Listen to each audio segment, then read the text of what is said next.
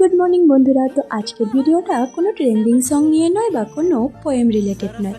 আজকের এই ভিডিওটা হতে চলেছে আমার একটি কিউট স্টুডেন্ট বিনিতাকে নিয়ে। বিনিতা আমাদের স্কুলে ক্লাস 9-এ পড়ে। তো ও আমাকে নিয়ে কিছু সুন্দর সুন্দর স্কেচ বানিয়েছিল। সব থেকে মজার ব্যাপার, ও আমাকে এটা দেখাতেও চায়নি। তারপর আরও দুটি স্টুডেন্ট ছিল, নেহাশ্রী আর নেহারিকা। ওরা জোর জবরদস্তি নিয়ে আসে ওকে, এনে এই স্কেচগুলো আমাকে দেখায়।